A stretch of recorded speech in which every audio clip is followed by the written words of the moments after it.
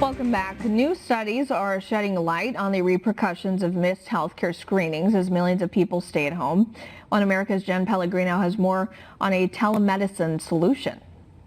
We're here with Dr. Jonathan Baugh and Adam Hardage of Remote Health Solutions. Dr. John, Adam, thanks so much for taking time to join us today. Absolutely. Thanks. Thank you. Telehealth has been in the news quite a bit lately. There's a quote here from Seema Verma with the COVID task force. She spoke a couple of weeks ago. Let's take a listen to that. But the reality is not everything can be addressed by telehealth. There may be a woman that needs surgery for breast cancer, somebody who has cataracts in their eyes that need to be able to see better.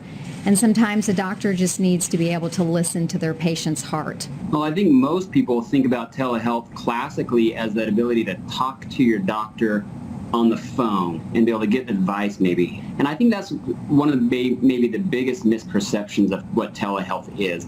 And our ability now to be able to get a video and a voice and collect data, vital signs, heart rate, listen to their lungs, all of that information that I would do in a live, in-person examination is now capable with the right technology. I would say, too, the way we look at it as a company is the big difference between telehealth and telemedicine. Telehealth is the ability to see and talk, and telemedicine is the ability to remotely diagnose, I would say. And Dr. Baugh, on the other end, is in southern Utah. We're here in Washington, D.C., and that is running over a cellular connection, and all we need is some way to get to the internet anywhere in the world. So Dr. John, could you walk us through the steps you would take if Stefan here said, I'm not feeling so well today, should I go into the office or not? Yeah, you know, the first thing that I want to know with a patient, and we'll take this COVID-19 because that's all on our minds right now. The things that I want to know about the patient is, one, how's he feeling, what's he concerned about, and has he had an exposure that is concerning? And then I want to start knowing about his clinical symptoms. Does he have a cough? Does he have a fever? Does he feel short of breath? Is he having a loss of taste or smell? All those other questions that we are now learning relate to COVID-19. In this situation, the first thing I want to know is, well, what's his temperature?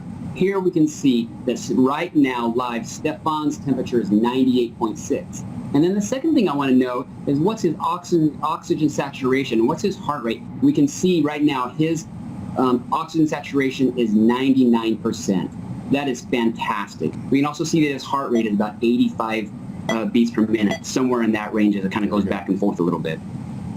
The next thing that I want to know is I want to listen to his heart. I want to listen to his lungs as far as COVID-19 goes especially, and as far as him coming in to the office, whether or not that's going to happen. And we did that just a minute ago, and we saw how easy that is as well. Those are the things that I want to know about this patient. Dr. John, as a lot of folks are getting ready to go back to work in different phases, telemedicine could be very effective in workplace settings. Could it be used in this situation, and how?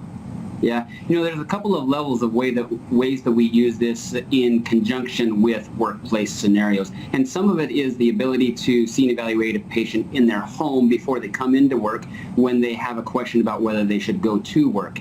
And the other is to be able to actually have a small telemedicine room or quarter or something at work where we have technology there, and we can reach out to a network of physicians when they have a question. Most places that you go into work in a hospital, for instance, may be just taking your temperature before you come into work. We can do that same thing plus more for any business anywhere in the world because of new technology, the ability to be able to keep your coworkers safe and be able to keep their families safe as well.